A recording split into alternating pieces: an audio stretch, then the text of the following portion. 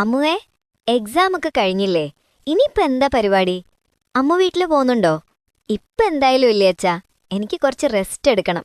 നന്നായി ഒന്ന് ഉറങ്ങണം. പിന്നെ എല്ലാരും കൂടി കമ്പ്യൂട്ടർ കോഴ്സിന് പോണെന്ന് പറയണ്ട്. എനിക്കും പോണോട്ടാ. പൊക്കോളൂ. അതിനിപ്പോ എന്താ? ഏത് കോഴ്സാ? AI ചെയ്യണോന്നാ? ഒരു ബേസ് ഒക്കെ ആവുമല്ലോ.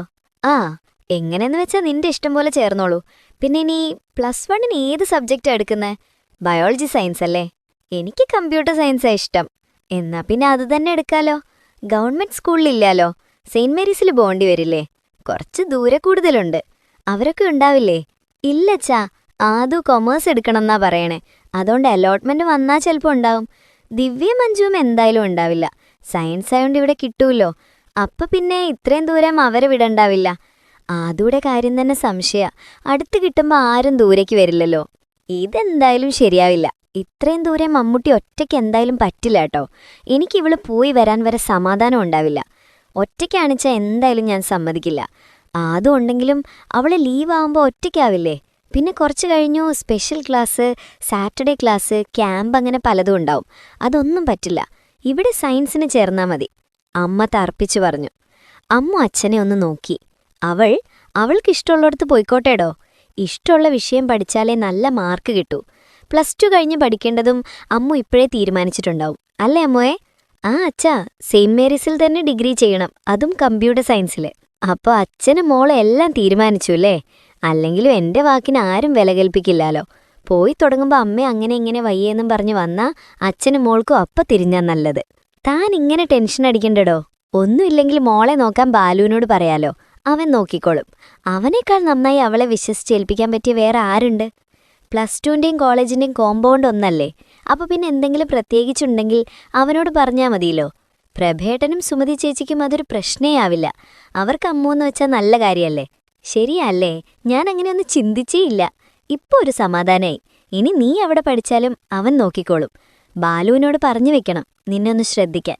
നോക്കാൻ ഒരാളുണ്ടെങ്കിൽ കുരുത്തക്കേട് കാണിക്കാൻ കുറച്ചു പേടിക്കും. ഗേൾസ് സ്കൂളിൽ നിന്നും പോവല്ലേ? ബോയ്സൊക്കെ ഉണ്ടാവുമ്പോൾ ഗ്യാങ് ആയി ഓരോന്നൊപ്പിക്കാൻ നല്ല ഉത്സാഹം ഉണ്ടാവും.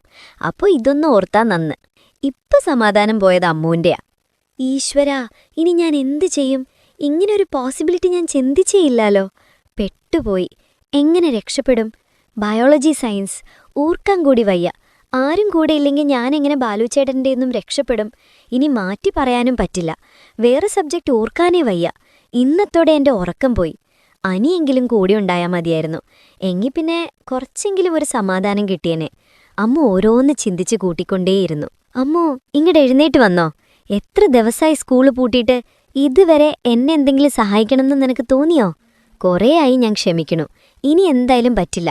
ഇന്ന് തൊട്ട് എന്നെ എന്തെങ്കിലും ചെയ്യാൻ സഹായിച്ചേ പറ്റൂ. വേഗം ആ TV ഓഫ് ചെയ്ത് വരാൻ നോക്ക്.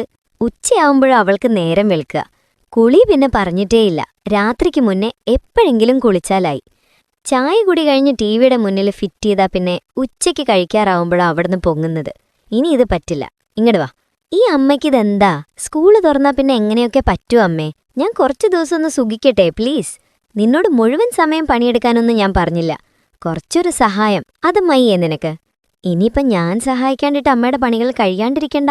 ഞാൻ എന്താ ചെയ്യേ? അങ്ങനെ വഴിക്ക് വായോ അമ്മുക്കുട്ടേ. വേണ്ട, സോപ്പ് വേണ്ട. വേഗം പറ, എന്റെ സീരിയൽ ഇപ്പൊ തുടങ്ങും.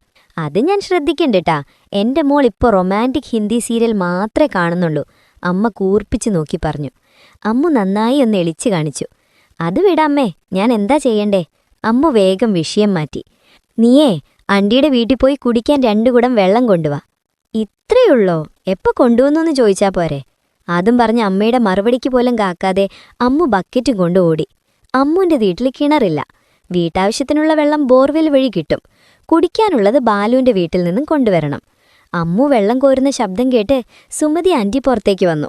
ആരിത്? അമ്മുക്കുട്ടിയോ? ഇങ്ങനെ ഒരു പതിവില്ലാലോ. എന്തുപറ്റി? അമ്മയില്ലേ അവിടെ? അമ്മു ഒന്ന് ചമ്മിച്ചിരിച്ചു. അമ്മയുണ്ട് ആന്റി.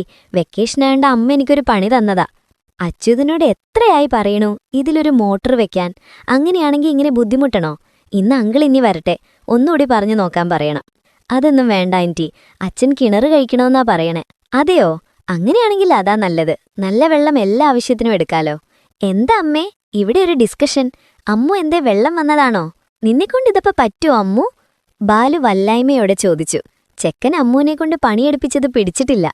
അതൊക്കെ പറ്റൂല അമ്മൂ, അവള് വലിയ കുട്ടിയായി.